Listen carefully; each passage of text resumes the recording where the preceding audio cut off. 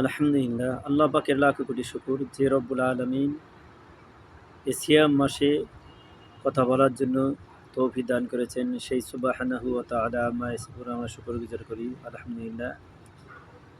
আর আমার এই কথাগুলো শুনবেন, আমার কথা তো নয়, আল্লাহর বাণীর কথা শুনবেন এবং নিজে বুঝবেন এবং অপরকে শেয়ার করে বোঝানোর চেষ্টা করবেন, যাতে আপনিও ভালো আমল করতে পারেন, তারাও জীবনে ভালো প্রতিষ্ঠিত হতে পারে। কোরআন শরীফে বলছে, ওয়ালাকাদ জাআলনা লিজাহান্নামা কাসীরাম মিনাল জিন্নি ওয়াল ইনসি, কিছু জিন এবং ইনসানকে জাহান্নামের জন্যই তৈরি করা হয়েছে। সেই সমস্ত ব্যক্তিরা দুনিয়ায় অনাচার, হারাম, বিভিন্ন নবী রাসূলের বিরোধিতা করবে, কোরআন হাদিসের বিরোধিতা করবে। ওয়ালাকাদ জাআলনা লিজাহান্নামা কাসীরাম মিনাল জিন্নি ওয়াল ইনসি লাহুম কুলুবুন লা ইয়াফকাহুনা বিহা ওয়া লাহুম আযানুন লা ইয়াফকাহুনা বিহা। এই যে আল্লাহ তাআলা বলছেন যে তাদেরকে জাহান্নামের জন্যই তৈরি করে রেখেছে। আর সেই জাহান্নাম কেমন হবে? যখন দেখেন একটা বাড়িতে যখন আগুন লেগে যায়, এটা দুনিয়াবী সাধারণ আগুন।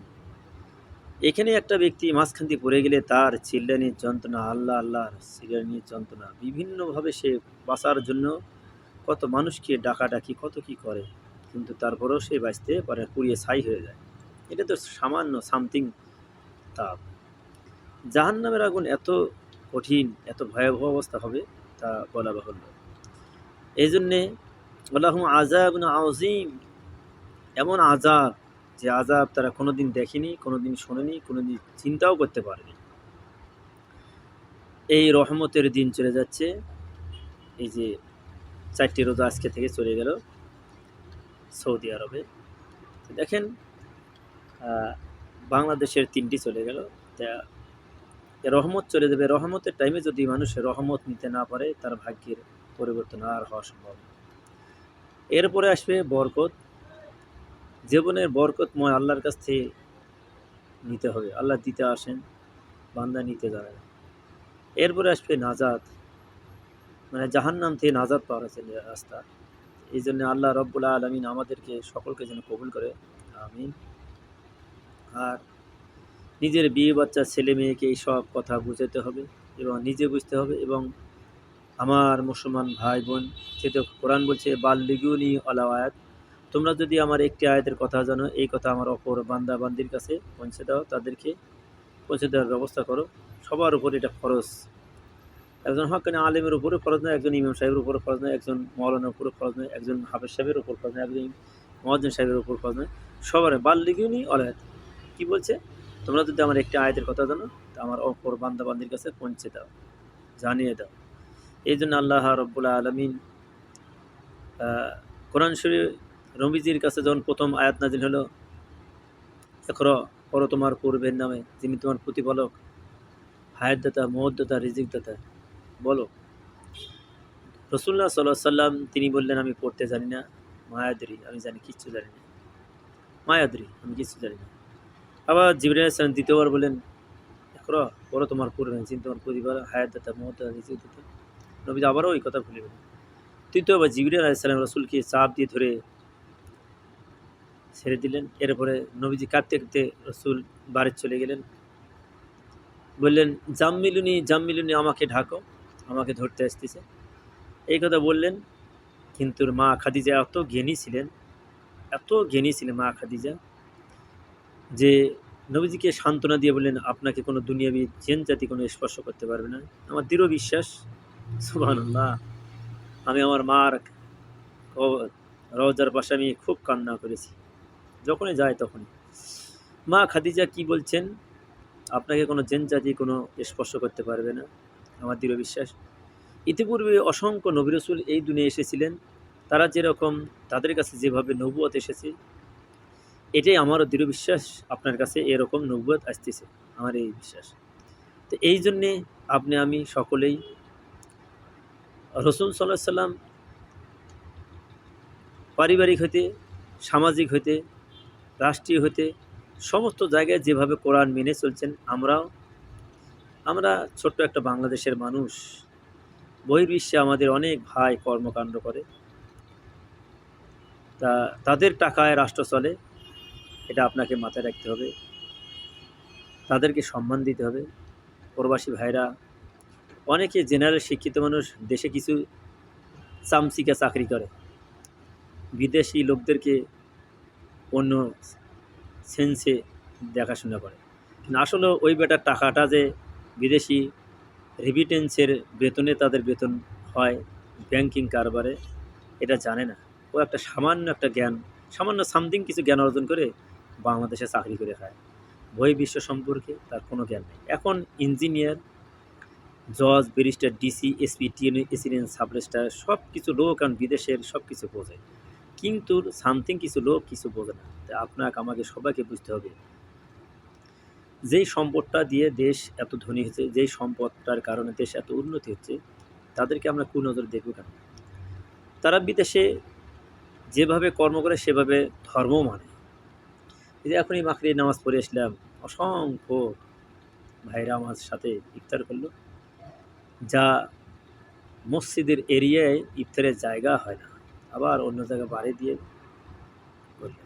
ব্যাপক লোক, একই আনন্দে, একই মুখরিত, সবার মুখে হাসি উজ্জ্বল অবস্থা। সবাই বাংলাদেশে টাকা পাঠানোর গল্প বারবার হয়। তো আল্লাহ রাব্বুল আলামিন হাকিমুল হাকিম আমাদের নবী কত কষ্ট করে গেছেন, কিন্তু উম্মতের জন্য দোয়া করে গেছেন। সেই দোয়াটা আপনাকে বুঝতে হবে। আপনি রসুলের তরিকায় চলবেন, রসুলের মান মর্যাদায় আপনাকে দুনিয়া আল্লাহ শান্তি, অজস্র শান্তি দিবে। সেই শান্তি আপনি অত ভোগ করতেই পারেন, তাতে দুনিয়াতে বিদে হয়ে যাবে। কি খাবেন এই ছোট্ট একটা মুখ দিয়ে? অতল সাগরে তিমি মাছ কত খাদ্য খাচ্ছে, তার তো কোনো ব্যাংকিং নাই। সকালবেলা পাখি গাছে আল্লাহ শুকরিয়া আদায় করে পাখা মেলে চলে যায়, উদুর ভরে খায়ে চলে আসে, আবার সন্ধ্যার সময় মুখরিত হয়ে আল্লাহর গুণগান গায়ে ঘুমিয়ে যায়। কিন্তু আপনি কেন কেন কোরআন পড়েন না? কেন নামাজ পড়েন না? কেন রোজা ঠিক মতো পালন করেন না? কেন রোজাদার এই মানুষকে সম্মান করতে জানেন না? কেন একজন হক্কানি হাফিজকে সম্মান, কেন একজন আলেমকে সম্মান করতে জানেন না? আপনি বংশের মর্যাদা দেখেন।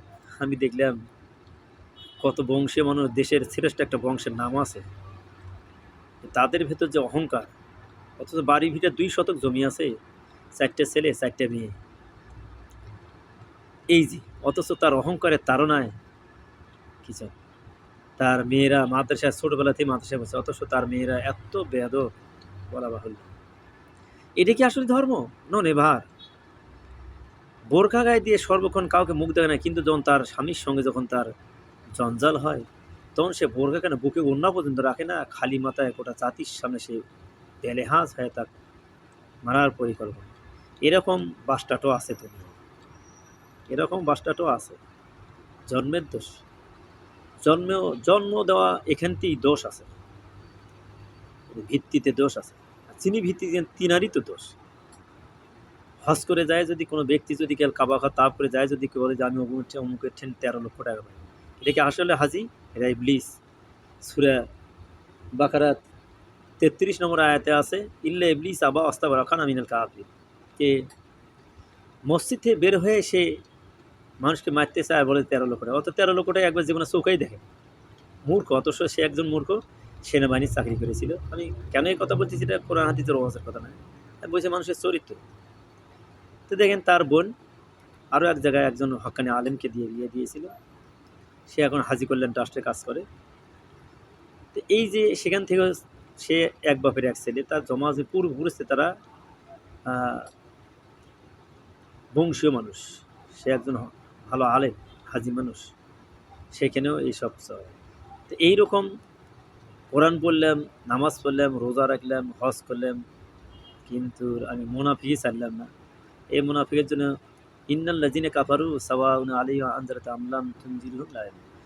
এরা শুনিয়েও শুনবে না, বুঝিয়েও বুঝবে না, দেখেও দেখবে না, এদের কর্ণশোরের উপর মরে। তাছাড়া যদি নাই হয়, হজ করে যাওয়ার পরে কাবা ঘর দেখে গেলে, রসুলের রওজা দেখে যাওয়ার পরে যদি তার এই চরিত্র হয়, অথচ তার নামও ফির হারুন, যা স্বপ্ন। আপনারা আগে খুশি হবেন নামটা শুনে। মুসা আলাইহিস সালামের বড় ভাইয়ের নাম হারুন, আর তারও নাম হারুন, অথচ সে মসজিদ থেকে বের হয়ে, মাগরিব নামাজের পর বের হয়ে, মসজিদ থেকে বের হয়ে সে বলে যে অমুকের খাতে আমি 13 লক্ষ টাকা পাই। আবার তারা 3 ভাই দাবড়ে, এক ব্যক্তিকে দাবড়ে ধরিয়ে তার বোনকে তালাক কারবার করে, পারে নাই, পরে আবার নিজে তার বোন তালাক দেয়। এটা তাদের ব্যবসা, পেশা। এটা কি আসলে কোরআনের কথা? এটা কি ইসলামের কথা? এটা কি ধর্মের কথা? রসুলের কথা? No never. এরকম চরিত্র হলে আপনার কোনো ইবাদত কবুল হবে না। আপনি মুনাফিক হয়ে থাকবেন, আর মুনাফিককে জানাজার করাও তো হারাম। মুনাফিককে জানাজার করা হারাম। এই হারুন হাজি নাম ফুটেছে, নাম ফুটেছে। এই হলো অবস্থা। তাই আপনারা সকলে এই কথা শুনবেন, মানবেন এবং শেয়ার করবেন সকলের কাছে।